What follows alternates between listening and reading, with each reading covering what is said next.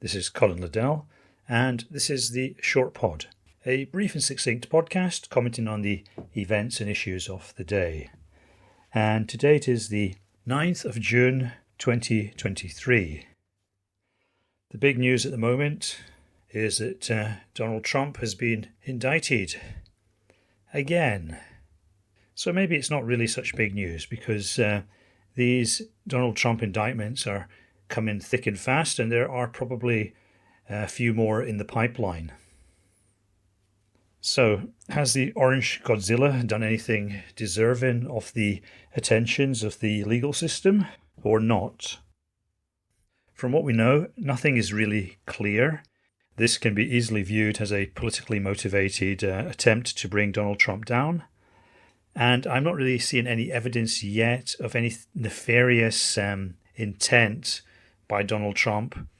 I haven't seen any evidence that the documents that he is being charged with illegally holding have been sold or shown to the wrong sort of people. That might have happened. It might not have happened. We don't really know yet. So what it looks like at the moment, based upon what they are prepared to tell us, is that Donald Trump is being heavily prosecuted for holding on to some documents, which sounds a little bit heavy-handed. It sounds like they're trying to break a butterfly on a wheel, so to speak, and they're looking for an excuse to take him out of the picture. Now, the question here is, who are they? Now, to my mind, this case has eerie similarities to the case of Jeremy Corbyn in the UK. Jeremy Corbyn, for those who don't know, he was overwhelmingly elected Labour Party leader, maybe in 2017 or before, 2015 maybe, 2016, I'm not really sure. You can look it up. Anyway, he was overwhelmingly elected Labour leader. He was quite popular with the membership, that's why he became leader. And he actually performed not so badly in British elections, despite advocating some rather radical and lefty policies. But in 2020, there was a concerted campaign to basically accuse him of anti-Semitism. And I don't think there was any real evidence of him being anti-Semitic. I think he was just a typical lefty who believed in the oppression of Palestinians and who thought that Israel was some kind of South Africa-style apartheid state. So the usual lefty nonsense, very unnuanced, very unsubtle about the cruel oppressors. It's not anti-Semitism, it's just typical leftism. But that was kind of weaponized against him, and they cooked up this kind of narrative, fully supported by the press, that he was something of a anti-Semite or a closet anti-Semite, and he had to go, and he was replaced by Sir Keir Starmer, who, pretended to be his best friend at times, and who pretended that he was going to be continuing Jeremy Corbyn's legacy. And the fact is that that very much looked like a deep state operation. They didn't want somebody like Jeremy Corbyn, a real lefty going way back, somebody who might have been compromised, who might have had connections with the old Soviet Union even, somebody who was dead set against Britain's nuclear deterrent, somebody who wanted to unilaterally disarm and probably even pull out of NATO. They couldn't let somebody like that get near the levers of power, so they had to find a way of getting rid of him without actually assassinating him. And the anti-Semitism campaign cooked up by the press and people in the Labour Party and people behind the scenes and so on and so forth was the successful method they used. Now, I think Donald Trump's a bit of a Jeremy Corbyn figure. It's somebody who shouldn't be there, according to the deep state and the establishment. Somebody they think is a bit of a wrecking ball, and they've decided that he has to be removed, and they're going to go after him. They're going to use indictment after indictment to try to minimize his appeal in the primaries. They're going to boost other candidates to try and take away his support and so forth and so on. DeSantis didn't really catch fire They've got other balls in play like Chris Christie and so on.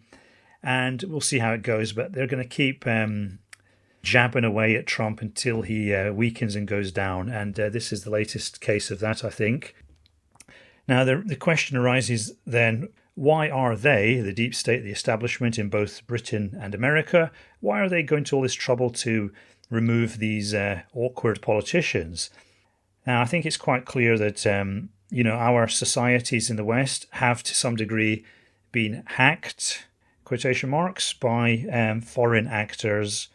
America and the UK and other Western societies are technically open societies.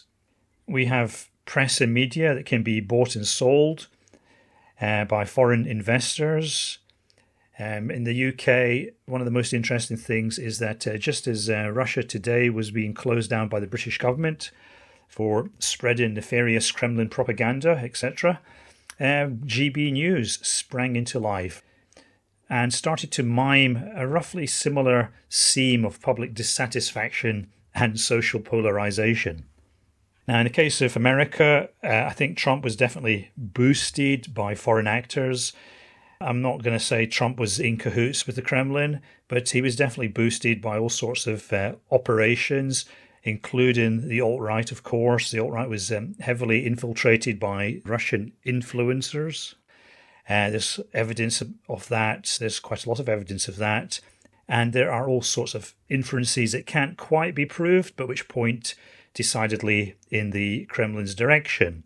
So what we're seeing here is a kind of deep state war. On the one hand, you have foreign actors. I would include here Russia, China, Israel, even Iran to a minor degree, who try to interfere in our free and open media and social media systems and try to promote certain narratives, certain ideas that they think will be beneficial to their countries. And also this extends to political candidates. So the Russians would obviously be very pleased to see somebody like Jeremy Corbyn in charge of the British military, stepping back from NATO commitments, etc. British commitments to Ukraine made a vital strategic difference in the Ukrainian war, for example. Jeremy Corbyn in charge, that might have been quite a different situation. It's the same story with America, of course. Trump is the candidate of rolling back the American empire, of insisting that everybody defends themselves, while America sits back behind its two oceans and reaps the benefits of doing fuck all for the global system. Very much a case of having its cake and eating it. So, there we have it. Donald Trump's indictment, the accusations of anti-Semitism against Jeremy Corbyn, the management of the political system by unseen hands in response to other unseen hands trying to manipulate our open society. That's my interpretation of what's going on. Over and out.